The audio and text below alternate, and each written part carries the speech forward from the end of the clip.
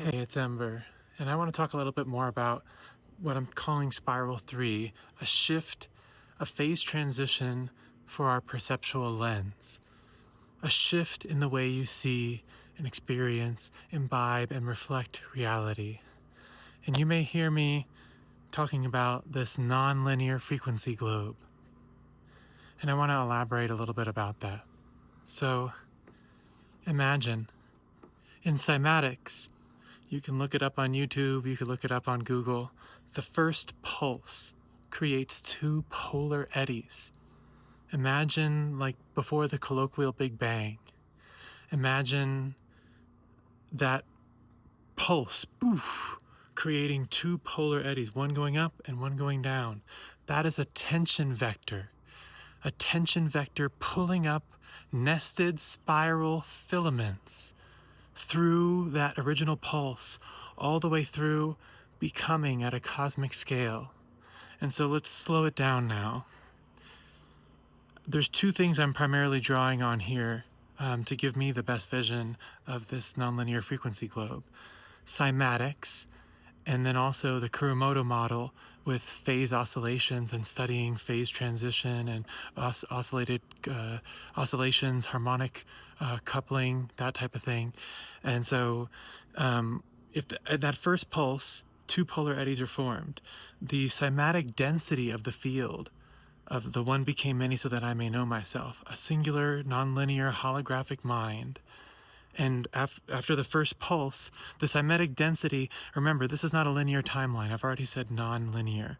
So, like, we're imagining that all points are actually cotangent, equal in the same place. All realities, all times have always been in the same place at the same time, and they holographically spring forth from what I call the disk. The disk is the total collected amount of possible nested spirals before they're holographically projected. Again, this is not linear, so I'm just trying to use language to touch on what this is in a nonlinear frequency globe. And so, just like a DVD disc in your hand, or let's say it's a video game, all the characters, all the timelines, all the possible routes are contained at the same place at the same time. And when you press play, that's when the things come to life, right? That's when you're seeing the thing on the screen, you're experiencing the movie. And before that, it's at the same place at the same time, alpha, omega.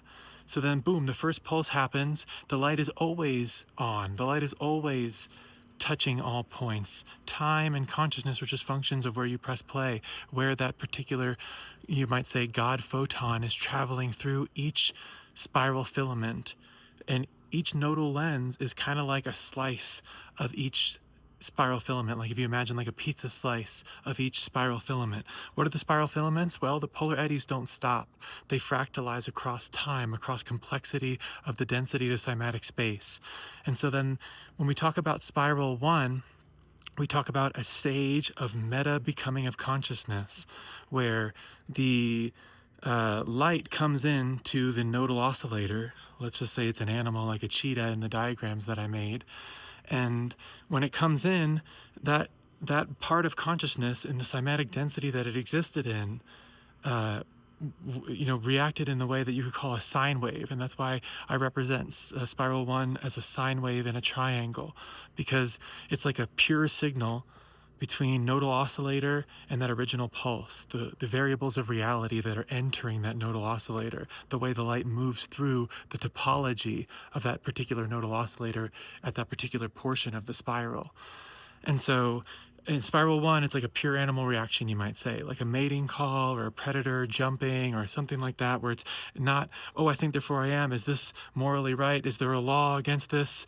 And these are all conceptual bindings. The coupler in spiral 1 is based off a pure signal, but it doesn't have the hallway of mirrors. It doesn't have this mimetic complex. If you ever read Julian Jaynes' The Origin of Consciousness and the Breakdown of the Bicameral Mind, it really gave me a good feeling of why mimetics themselves and culture themselves built up consciousness as we know it in modern times. And here I am to propose this stage beyond it. And so in the modern times, we've stacked concept upon concept. The effect of this, we get people like Rene Descartes affecting history forever. I think, therefore I am. And so that creates a cultural matrix that we bind to. Reality is now seen through the stained glass of a cultural matrix. And the issue with that is that, like we know, everything is phase transition, nodal oscillation, and each of us, remember, because let's take a moment right now, these studies of nodal oscillators go to heart arrhythmias. They're saving people's lives. And guess what they find inside this data? When you look at the BZ chemical reaction, for example, when the scientists were trying to see, if this exists everywhere in reality, in Fireflies, and the way people spontaneously sync up when they cross a bridge or when they're clapping their hands in a theater, we see it all up and down throughout nature. Can we make a chemical change colors, oscillate back and forth in an interaction between a numerable amount of little molecules? And so then they did, and they got it to work. It worked just the same at the chemical realm. And so then they put it into a petri dish. And when they put it into a petri dish, spirals emerge. Spirals emerge. You can look up the videos. And why? It's because the phase delay of each nodal oscillator within the system, the molecules, are not all perfectly coupled to the whatever coupling attractor there are. Like imagine the Fireflies turning off and on. If the coupling strength rises in the coupling attractor, the one that's most coherent, it's going to start to move the other ones, in other words, influence them in this nodal oscillation that we see everywhere, where metronomes sync up, where Fireflies start to sync up. And then there's this moment where there's a phase transition to like a higher state of unity, symbiotic, syncretic harmony, you might say. And so, like going back to the spiral filaments, the disk, first pulse happens, I am, we are. These are tension vectors for the way the spiral filaments are, created, you could say, even though it's not a linear thing, it's non-linear, it's all happening at the same time. And so, the one became many so that I may know myself. Consciousness is never created, but it's reflected. And so when you look back at the nodal oscillations, you say, if this exists everywhere in reality, can we apply it using a cymatic model to like basically a theory of everything that includes consciousness? And what I'm here proposing is that in spiral 3, it's not an idea. This is not an idea that you can learn and then move your coupling perceptual lens. It's saying that across time, when the cymatic density rises, like consciousness has to, people think the second law of thermodynamics is like, chaos. But really what's happening is this is the forgetting and remembering architecture. In other words, the one became many so that I may know myself. And so that's a process of phase delay and then phase coherence within phase shifts in the meta becoming of each meta spiral of reality, like the one became many so that I may know myself. And this can also be studied in nature, of course, is what I'm saying. We're just bringing it to the highest lens at this time. We're taking systems thinking to the extreme here. And then, can you apply this to your own life? Yes. So let's bring it to that level. I often talk about the double slit experiment. And the double slit experiment shows an interference pattern or a collapse in the waveform that has the fulcrum at the observer. And so when the information can be known, the waveform collapses. This is talking about quantum physics. And otherwise, it's the interference pattern, the refracted light that's kind of broken up and creates that interference pattern. And so in your own life, everything already sits on the disk. And whether you're in phase coherence with root tone, alpha, omega, love as structure, and in this video I didn't want to say love because then people are like, oh, this is poetry. It's not poetry. We're talking about phase oscillatory nodes throughout these spiral filaments in the one became many so that I may know myself at the cymatic evolution of a nonlinear holographic mind. So yeah, not poetic, although it can become poetic once you realize this, right? And so what I'm saying is you would move your coupler from spiral 2 to spiral 3.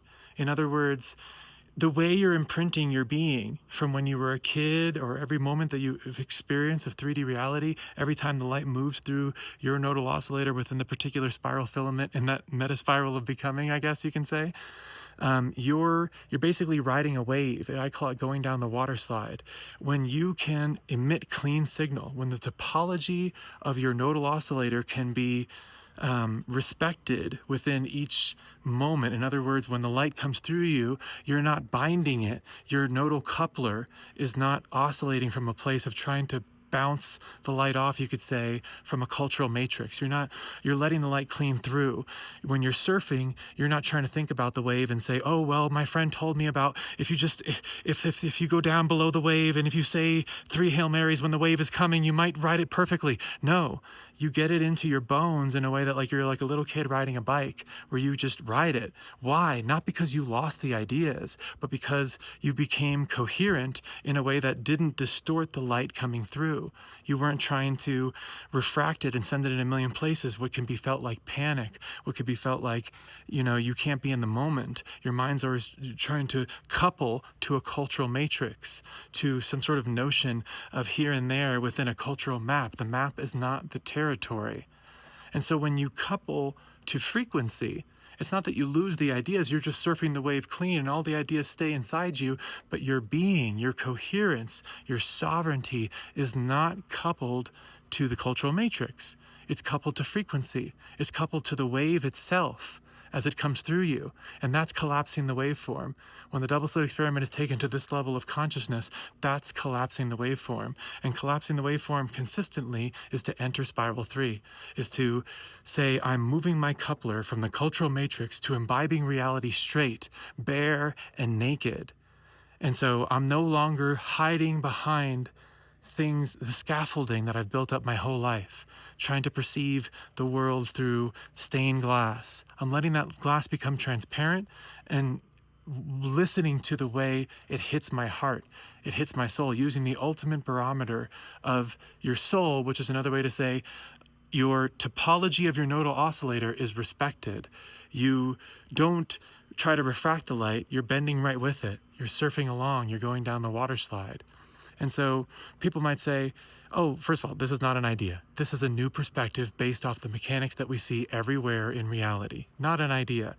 You can look it up for yourself. So then you can try it for yourself by taking a leap. You can't stand on the edge of the building like in the Matrix and say, oh, did you hear about that model? Or how about this equation? No, none of that.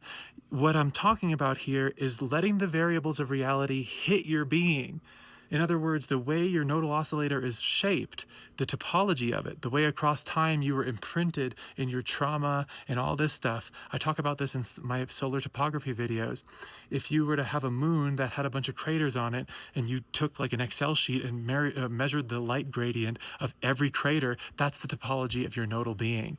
And so then you could figure out how the light is coming cleanly through you. But remember, this is not a thinking process. This is a process of letting it happen.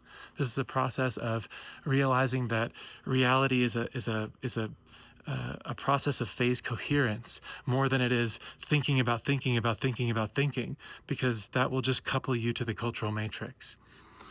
So this is, when I say spiral 3, it's almost achieving the same level of sovereignty as spiral 1 at a level that now rises above the cultural matrix coupling of spiral 2. So it's like sovereignty at a new level. High definition self, high definition love. That's walking the garden. And if you hear this signal, my name is Ember. Thanks for remembering with me. Let's walk this dang garden.